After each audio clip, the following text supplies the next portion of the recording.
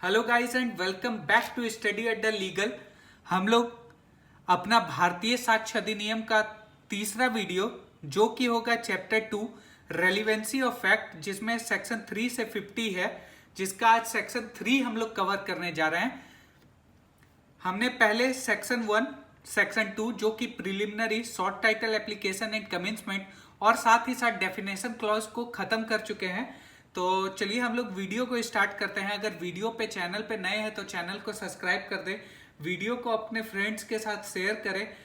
Most detail video with case laws यहाँ पे आपको मिलेंगे प्रॉपर नोट्स के साथ। तो चलिए आज हमारा टॉपिक स्टार्ट करते हैं जो कि chapter 2 part 2 relevancy of fact है। पार्ट 2 चैप्टर 2 सेक्शन 3 भारतीय साक्ष्य अधिनियम 2023 को एक्ट 47 ऑफ 2023 भी कहते हैं। तो सेक्शन 3, सेक्शन 2 तक हो गया है। सेक्शन 3 क्या कहता है? सेक्शन 3 कहता है एविडेंस में भी given of the fact in issue and relevant fact. देखिए जो रेलिवेंसी ऑफ फैक्ट जो पहला पिछले इंडियन एविडेंस एक्ट में 5 से लेके 55 तक था ना, अब ये हो गया है 3 से लेके 50 तक। ठीक है, 2 सेक्शन घट गए हैं, मतलब कि बैक हो गए हैं। तो अब 3 से 50 तक रेलिवेंसी ऑफ फैक्ट हम लोग पढ़ेंगे पार्ट 2, जिसका सेक्शन 3 एज इट इज जो इंडियन एविडेंस एक्ट में पढ़े थे कि साक्ष्य किन चीजों के दिए जाएंगे। तो बोलता है कि एविडेंस में भी गिवन, एविडेंस में be given in any suit और प्रोसीडिंग। सूट और प्रोसीडिंग का यहाँ क्या मतलब हुआ? सूट हम लोग कहाँ पे लेके आते हैं? सिविल मामलों में, प्रोसीडिंग क्रिमिनल मामले में। तो बोल रहा है कि एवरी एविडेंस, एविडेंस में भी गिवन, साक्ष्य किसके दिए जाएंगे? किसी भी सूट या प्रोसीडिंग में वो साक्ष्य दिए जाएंगे फैक्ट इन इशू और relevant fact and no of others. ठीक है, मतलब एविडेंस, साक्ष्य हमेशा 2 चीज के दिए जाएंगे। एविडेंस हमेशा 2 चीज के दिए जाएंगे। किसके किसके? फैक्ट इन इशू के और रेलिवेंट फैक्ट। रेलिवेंट फैक्ट कहां पे है? तो 4 से लेके 50 तक में हम लोग को रेलिवेंट फैक्ट का जिक्र किया गया है। तो बोला कि एविडेंस किसी भी सूट या प्रोसीडिंग में साक्ष्य 2 ही चीज के दिए जाएंगे, पहला फैक्ट इन इशू का और relevant fact and no of others. Clear है? एक केस था R versus Panchu. R versus Panchu के केस में बताया गया कि एंड नो ऑफ अदर्स का मतलब यहां पे क्या है। ठीक है, यहां पे बोला गया कि this section excludes everything which is not declared relevant under the section of 3 से लेके 50। ठीक है, यानी 4 से लेके 50 तक का यहां जिक्र है। बोल रहा है कि ये सेक्शन हर एक उस चीज को एक्सक्लूड कर देता है जो कि भारतीय साक्ष्य अधिनियम के सेक्शन 3 से 50 तक में नहीं दिए गए हैं। मतलब जो एविडेंस, साक्ष्य जब भी दिए जाएंगे तो बस 2 ही चीज के दिए जाएंगे, फैक्ट इन इशू और रेलिवेंट फैक्ट के दिए जाएंगे। इसके अलावा किसी चीज के लिए दिए जाएंगे। साफ साफ नो ऑफ अदर्स का आर वर्सेस पंचू के केस में हम लोग को बता दिया गया कि दिस सेक्शन एक्सक्लूड्स एवरीथिंग, ठीक है, which is not declared relevant under section 3 to 50। अब इस सेक्शन का एक एक्सप्लेनेशन भी है।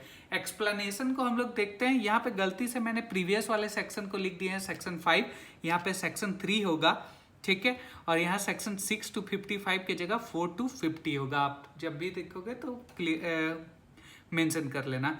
तो एक्सप्लेनेशन 5 कहता है according to section 3 a person has a right to produce evidence in the court of law if that evidence is relevant under section 6 से 50, यानी 4 से 50। मतलब कि भारतीय साक्ष्य अधिनियम के तहत कोई भी व्यक्ति के पास ये अधिकार है कि वो किसी भी प्रकार का साक्ष्य कोर्ट ऑफ लॉ के समक्ष प्रस्तुत कर सकता है जो कि 4 से 50 तक सेक्शन में दिए गए हैं।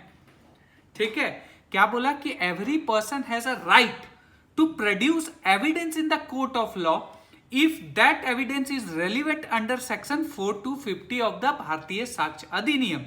But the explanation under section 5 lays down that if some provision in civil procedure code disentitle the person to give evidence to fact, he is not entitled as a right to adduce that evidence in the court। बोलता है कि इसका explanation ये कहता है कि अगर किसी भी व्यक्ति को सिविल प्रोसीजर कोड यानी सीपीसी के तहत किसी भी व्यक्ति को डिसएंटाइटल किया गया है कि आप साक्ष्य नहीं दे सकते हैं, तो वैसा व्यक्ति का साक्ष्य नहीं लिया जाएगा।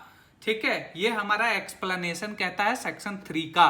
सेक्शन 3 में मोटा मोटी क्या बात है ये समझ गए कि साक्ष्य हमेशा किसी भी सूट या प्रोसीडिंग में दो ही चीज के दिए जाएंगे, किसके किसके, फैक्ट इन इशू और relevant fact, and no of others. No of others का जिक्र आर वर्सेस पंचू के केस में कहा गया। इस केस में कहा गया कि ये सभी चीज को एक्सक्लूड करता है जो कि सेक्शन 3 से 50 तक में दिए नहीं गए हैं।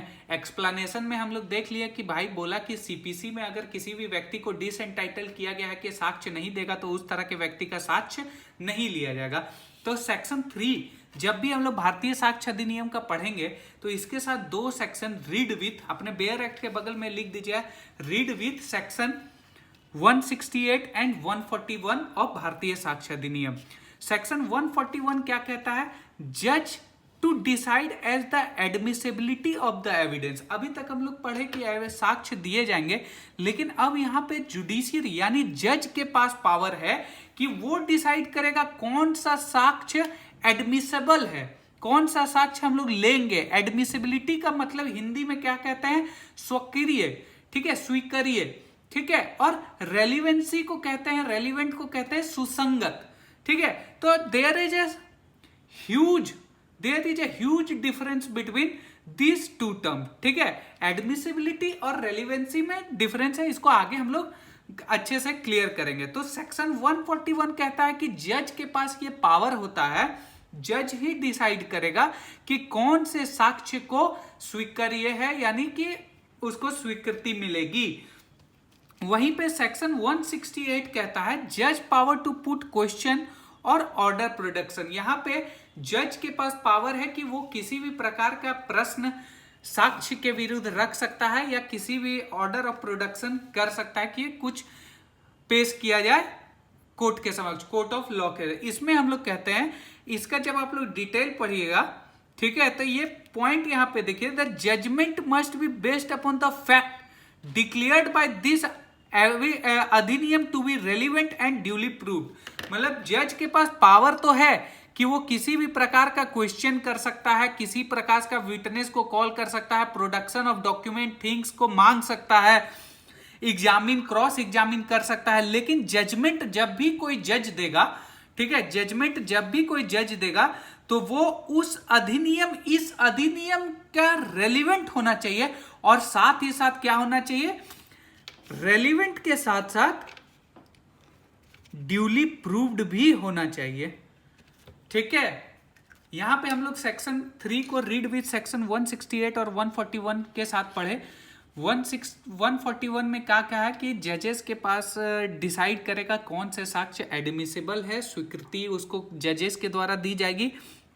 वहीं पे 168 में कहा कि जज के पास पावर है कि वो क्वेश्चन रख सकता है, क्वेश्चन पुट कर सकता है और ऑर्डर प्रोडक्शन कर सकता है। जज जो है वो क्या कहते हैं, विटनेस कॉल कर सकता है, कुछ state of things, document of things, ये सब प्रोड्यूस करने के लिए कह सकता है। लेकिन प्रोवाइडेड दैट में इसका क्या कहा कि भाई कुछ भी कर लीजिए, जो भी जजमेंट होगा, लेकिन वो किस पे बेस्ड होगा? तो फैक्ट डिक्लेयर्ड बाय दिस अधिनियम टू बी रेलिवेंट होना चाहिए, साथ ही साथ ड्यूली प्रूव्ड होना चाहिए। ऐसा नहीं कि जज का जो मन में आया वो कर लेगा, ऐसा नहीं है। यहाँ साफ साफ लिख दिया कि इस अधिनियम में उसका रेलिवेंसी होना चाहिए, रेलिवेंट होना चाहिए, साथ ही साथ ड्यूली प्रूव्ड भी होना चाहिए, ठीक है। तो ये हमारा सेक्शन 3 का ओवरव्यू था। अब यहाँ पे एक दो टर्म आता है, ठीक है, दो टर्म आया, रेलिवेंसी और एडमिसिबिलिटी, ठीक है।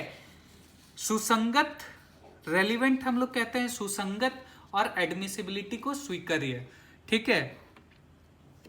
तो these two terms having different meaning, right. Relevancy और एडमिसिबिलिटी में बहुत डिफरेंस है। हम लोग आम बोलचाल भाषा में दोनों को कोई कोई एक ही मानते हैं, बट ऐसा नहीं है। तो चलिए इसका हम लोग डिफरेंस जानते हैं, ठीक है।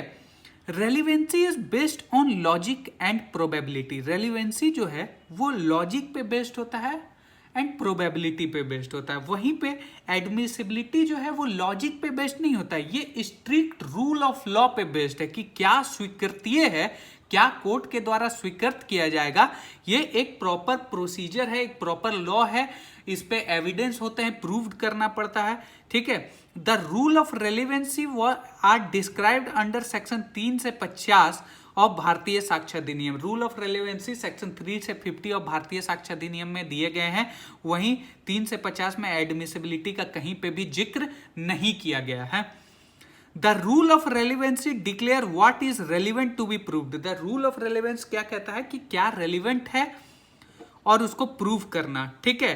The rule of admissibility means that the court can permit the evidence to be given of the fact only if it is relevant।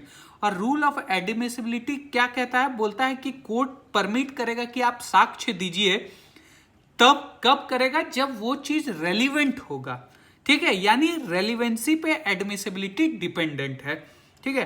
Under Indian evidence act 1872 या भारतीय साक्ष्य अधिनियम, the rule of relevancy means relevant evidence and they may be admissible और not, ठीक है। ये admissible होगा या नहीं होगा ये डिपेंड करता है। Admissibility is a means and method to prove the relevant fact and to keep the evidence limited to relevant fact. Admissibility का अर्थ क्या होता है कि ये एक तरह का मेथड है, ठीक है। यहाँ पे इसका अच्छा डेफिनेशन में लिखे हैं, method by which relevant fact is proved is called admissibility of fact. एक ऐसा प्रक्रिया, एक ऐसा मेथड जिसके द्वारा हम लोग रेलिवेंट फैक्ट को प्रूव्ड करते हैं कोर्ट ऑफ लॉ में, उसको हम लोग एडमिसिबिलिटी कहते हैं, ठीक है। The fact which are